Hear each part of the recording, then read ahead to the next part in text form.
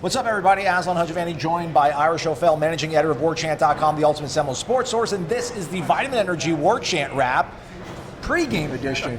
Hey, it's a part of the sales pitch. They also get some of these other ones that we do that aren't game-related, but we have arrived here in Charlotte, so hit the thumbs up. Check out Warchant.com, plenty of coverage over there following the press conferences that just wrapped up. Florida State also just had their walkthrough, footage of that on the YouTube page. Maybe a little bit underwhelming if you want to see some stuff, but Brock Glenn's here, Tate Rodemaker's here. Obviously, Ira, all eyes, all ears at this press conference on Mike Norvell and his response when asked about what's going on at the quarterback position. And he gave us probably maybe the most lucid, clear answers he's ever given us when asked about an injured player. Coming out of the game last week, Tate obviously had the big hit, there in the fourth quarter.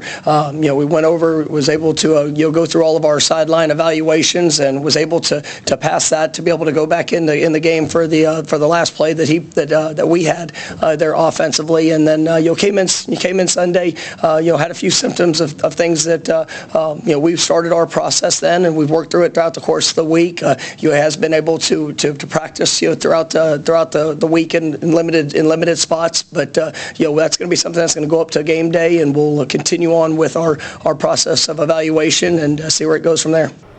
I don't know how to take that, Ira. Again, he's never comfortable talking about injuries, but he kind of nailed the landing on that. I mean, what do you take away from the revelation that apparently Tate was banged up, was able to return in Florida, but then had maybe some symptoms later in the week? Yeah, I think it was important for him to clarify what happened and why there could be a situation when we saw Tate Rodemaker come out of the Florida game, but then go back into the Florida game, and now there's concerns about whether or not he can play. Mike Norvell did say it's a game day decision. They're still waiting to, have the final test this week, tomorrow, on the day of the game, to determine whether or not he's clear to play. He did practice all week. He was limited at times. Mike Norvell said that he didn't do everything, and that gave some more opportunities for Brock Glenn and A.J. Duffy to get more reps. But he did practice, and he explained a little bit more about what happened last weekend. He said that when Tate got shooken up, he went to the sideline. He was evaluated and passed all of the tests on the sidelines, probably in the injury tent. It was clear to play. The next day, though, Mike Norvell said that Tate had some symptoms, and so to be careful, they kind of changed their process with him this week, limited him in practice, and now he'll have to be cleared on Saturday to see if he'll play in the ACC Championship game. Not medical professionals, but again, we were able to watch practice Tuesday and Wednesday. Tate was out there participating, and then like another 48 hours, 48 hours on top of that probably portends well to Tate being available. I don't know if you want to make any kind of hunch you have on this situation right now. Yeah, I mean, and again, these are all, as you said, we're not medical experts, and all these things are fluid in different situations. You can't compare one situation to another, but from what you read and what you hear, I wouldn't assume if it was a serious case or like a full-blown head injury that he probably would have been practicing this week. You would assume other guys who have had that kind of situation have not practiced in the days. So it seems like maybe this is a situation where maybe they're just waiting through the time period to clear him. But again, we don't know for sure. If you're a Florida State fan, I think you hope Tate Rodemaker can play, but I don't think you can be assured that he's going to play because they're not going to decide until tomorrow. In any event, not ideal to not have Tate maybe totally, free of all the symptoms that go through practice, but has he played enough football that you think that if he is the game time decision, he's able to go, that he will be able to perform at the level that this coaching staff feels he's confident in being? It's a little disconcerting from the standpoint of just the game speed reps. Tate Rodemaker's been in this system for 4 years. What I don't have any doubt about is, and we saw it at the end of that game when he went back in, he's the one that made the line check at the play that sprung Trey Benson for that touchdown to seal that win. So the part of understanding the offense, knowing what he's seeing on the defense, pre-snap, getting them into the right plays, I think Tate's fine on all that.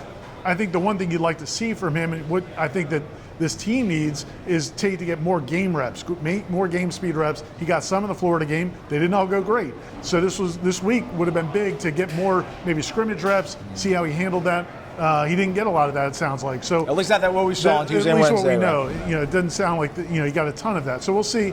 But as far as if he does play, I think he'll know what to do. It may take him again a little bit of time to just kind of get the game speed under wraps. Jeff Brom asked about the situation at quarterback, how it's in flux. He seemingly said that they're preparing for Tate and they'll adjust if they have to if Brock Glenn comes in. Does Florida State have to adjust anything if Tate Rodemaker can't finish the game or goes expected? Yeah, Mike Norvell said that the game plan won't change a lot.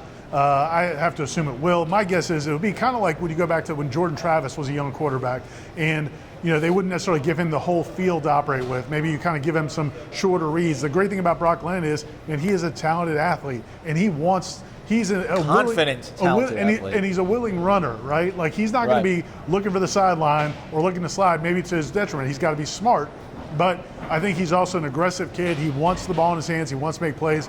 So again, and Mike Norvell said today that of all the concerns they might have, whether or not Brock Glenn feels ready for the moment is not one of them. But yeah, I'm sure they're going to have to kind of scale things down a little bit, which I'm sure that's already in, because you never know when a quarterback's going to go down or two quarterbacks are going to go down. So I think they already probably had a Brock Glenn plan, but they may have to go to it sooner if things don't work out. He mentioned that this is not a one-person football team, which couldn't be any more true. So the fact that they do have so much talent on this roster, Ira, how confident do you feel that Jaheim can do a little bit more, Keon can do a little bit more, Johnny, et cetera, to kind of lift everybody else up in the absence of Jordan and possibly maybe not a 100% Tate Rodemaker? Yeah, and I think that was the whole story this whole week, is all the conversation about whether or not Florida State's still a playoff team without Jordan Travis. And I think the point Florida State would make, and I think some people that have been speaking on Florida State's behalf, some of those national, Greg McElroy, we're looking at you. You're our guy. You're honorary Seminole. This is not a one-man team. This is not Cam Newton's Auburn team. This is a team. Jordan Travis is a great player. Should have been in. We'll see. Maybe he could be in New York for the Heisman ceremony. But this was not all about Jordan Travis. You got Trey Benson last week with 3 rushing touchdowns. You got this defense that hasn't allowed. One of the first things Jeff Brom brought up today was this Florida State defense hasn't allowed anybody to score 30 points. They've kept a lot of teams under wraps. So yeah, Florida State, the path to victory would probably look different if it's Brock Glenn starting, but it doesn't mean they don't have a path to victory. He was also given the opportunity, Coach Norvell, to maybe use that platform to go ahead and politic for his 12-0 football team and whether 13-0 would be enough to make it into the playoff, Ira.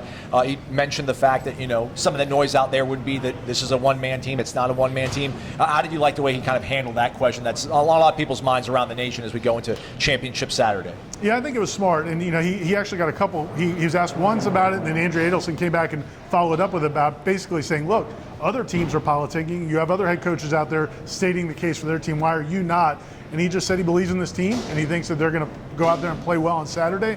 And I think that's the right answer, because the last thing you want to do is go beat the drum about why you should be in the playoff and then not win this game tomorrow. I just don't think that. And the reality is, I think the prevailing wisdom, I think, is that if Florida State wins this game, they look decent doing it. Certainly if they do it with a third-team quarterback, man, that would be a complete injustice to leave them out. So I think he just feels like he doesn't need to state the case. By the way, we are in the bowels of Bank of America Stadium. We're not allowed on the field right now as Florida State wraps up their walkthrough. And since Corey's not here, the folks at Vitamin Energy are kind enough to offer you a buy one, get one free promo code, which is Warchant BOGO, B-O-G-O. Use that, buy one item, get one of equal lesser value for absolutely free over at vitaminenergy.com. Wrapping things up here, Ira. Jeff Brom to me sounded like a coach is just, not finishing the string, but he's excited for the opportunity here, but maybe realizes turning on the tape. There's a lot of big, fast, strong guys on defense. There's a lot of big, fast, strong guys on offense.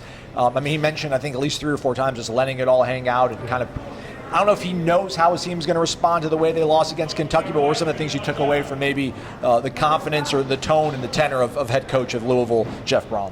Yeah, he's been pretty consistent since the teleconference, the day when it was announced that those would be the teams in the ACC Championship game, the first teleconference we had 5 days ago. He was very complimentary of Florida State, basically said our goal is to compete. We need to compete with them. We need to show we can compete with a team of that status. Today, he said Florida State is as good as any team in the college football. Mike Norvell may not be politicking for Florida State, but I think Jeff Brom was.